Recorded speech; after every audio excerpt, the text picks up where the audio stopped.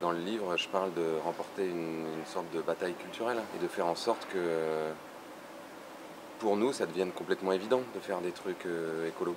On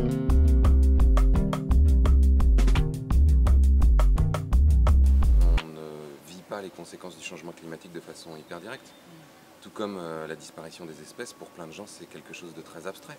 Et comme l'être humain est plutôt constitué de telle façon qu'il réagit quand il est face à une situation tangible, et donc particulièrement avec ce que Georges Marchal appelle son cerveau émotionnel, bah pour le moment, effectivement, il y a peu de réactions sur ces sujets-là. Donc c'est important que des personnes comme nous trouvions le moyen d'activer le cerveau émotionnel, d'activer des mécanismes chez la plupart des gens qui sont beaucoup plus concrets, à la fois en racontant des histoires et à la fois en suscitant l'envie, la créativité à travers des exemples, à mon avis.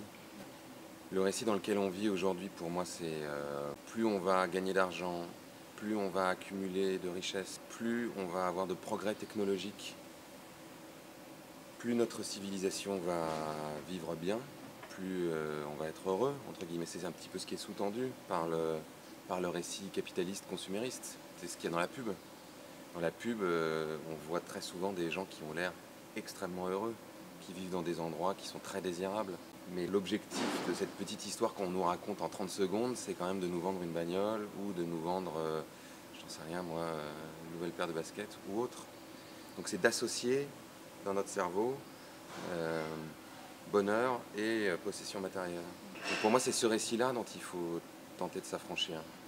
Et à notre échelle, à l'échelle des individus, une façon de le faire peut être de se dire, mais non, moi je ne suis pas sur cette planète pour être un petit producteur-consommateur. Je suis là pour trouver du sens, exprimer mes talents et potentiellement être utile. Et chaque jour, essayer de construire un monde dans lequel j'ai envie d'habiter. Et pas simplement survivre, me démerder, avoir un métier qui ne me plaît pas trop.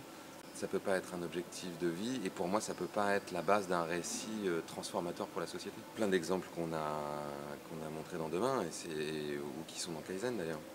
Raconter toutes ces petites histoires de comment on peut faire de l'agriculture autrement, comment on pourrait produire de l'énergie sans les fossiles, comment est-ce qu'on pourrait réorganiser l'économie. Par exemple, dans le livre, je parle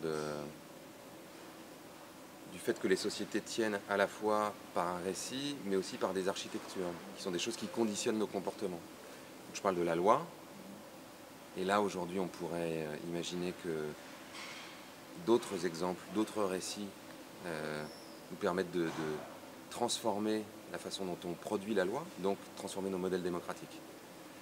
Je parle notamment de ce qui s'est passé en Islande et qu'on a montré dans Demain, mais aussi de ce qui s'est passé en Irlande, qui moi m'intéresse beaucoup, où ils ont construit un processus à partir de 2013, qui est une sorte de parlement de circonstances.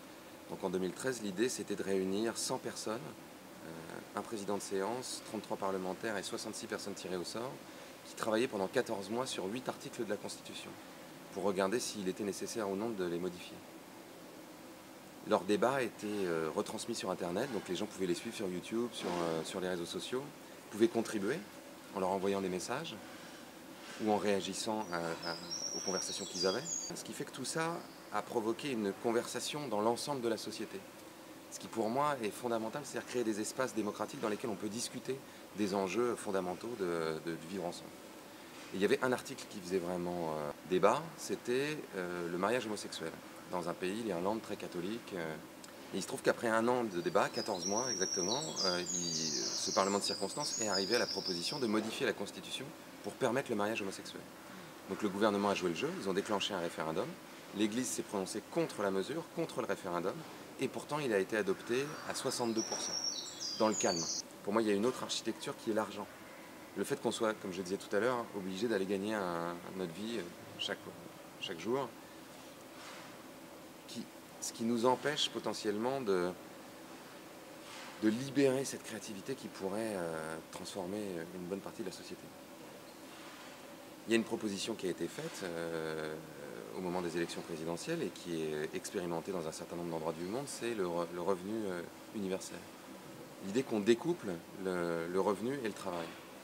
Que dans une société où il y a des milliards et des milliards en circulation et où toutes ces richesses qui sont produites de façon considérable sont très concentrées, les chiffres d'Oxfam il y a un an, c'était à peu près 8 personnes qui possèdent autant que 3,5 milliards, on aurait peut-être la possibilité d'organiser autrement notre société et de donner de la naissance à la mort un revenu aux gens qui leur permettrait de passer d'une activité subie à une activité choisie. Internet, il y a plusieurs enjeux. Aujourd'hui, les chiffres que je donne dans le livre, qui sont basés sur une étude qui a été faite en France et aux États-Unis, c'est 8 heures par jour pour un Français, 4 heures télé, 4 heures Internet, smartphone, réseaux sociaux, etc. 10 heures pour un Américain. On peut se dire que ça, c'est certainement trop. Donc ça, je pense que cet équilibre-là, on le sent quand on y passe trop de temps, quand ça devient complètement chronophage. Ce qui ne veut pas dire d'ailleurs que ce qu'on fait sur les écrans est toujours inintéressant, mais c'est souvent quand même du divertissement au sens propre du terme, c'est-à-dire que notre attention est divertie.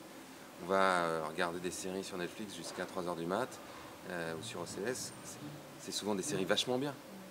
Il n'empêche que ça prend sur notre temps de sommeil, ça prend sur notre temps de lecture, ça prend sur notre temps de réflexion, ça prend sur notre temps où on peut éventuellement être dans la nature, tout comme le temps qu'on va passer sur les réseaux sociaux, à jouer à Candy Crush. Donc là, je pense qu'il faut un rééquilibrage et avoir une utilisation de ces outils numériques qui est vraiment directionnelle. Qu'on puisse se dire, là, je les utilise vraiment à bon escient dans une véritable intentionnalité, quoi. Et puis, il y a un autre enjeu qui est un enjeu démocratique énorme, considérable. Aujourd'hui, 93% des requêtes qui sont faites sur Internet qui sont faites sur Google. On est à, je crois, 2 milliards de personnes sur Facebook. Et ces entreprises-là sont des entreprises privées qui ne rendent compte à personne, à aucun régime démocratique. Or, elles ont désormais la capacité d'orienter nos choix, de décoder nos comportements et nos pensées. Est-ce que c'est vraiment acceptable? Les révolutions culturelles ou politiques, elles ne viennent jamais du pouvoir en place. C'est comme si on se disait que Louis XVI allait appeler les gens à renverser la royauté, lui couper la tête. Le pouvoir en place, il est justement le garant d'un système qui existe. Ça commence d'abord par un changement culturel. Ça commence par un changement des représentations. Et ensuite, ça se traduit dans des structures politiques avec de nouveaux leaders politiques qui émergent, dans des structures économiques avec des entrepreneurs qui se mettent à faire complètement différemment. On l'a vu de tout temps. Le I Have a Dream de Martin Luther King, c'est quand même une histoire, un récit. Il dit je rêve d'un monde où mes enfants grandiraient et où noir et blanc seraient égaux. Ça frappe l'imaginaire. Et quand ça frappe l'imaginaire de suffisamment de personnes et que cet imaginaire se transforme, la société devient mûre et ça descend dans le politique. Je sais qu'on a la créativité, on a les ressorts, que les êtres humains sont capables du pire, mais aussi vraiment du meilleur. Donc ce que j'essaye de faire, du mieux que je peux avec mes petits bras, et heureusement il y a plein d'autres gens qui le font, et j'espère qu'il y en aura de plus en plus, c'est d'essayer d'aller stimuler cette partie de nous-mêmes, cette partie créative, bienveillante, entre guillemets, même si ce mot est devenu un peu galvaudé, mais en tout cas altruiste, comme dirait un peu Mathieu Ricard, pour que le meilleur de nous-mêmes s'exprime dans les années qui viennent pour inventer des façons de vivre ensemble et inventer parfois des technologies ou des modèles démocratiques qui soient révolutionnaires au bon sens du terme.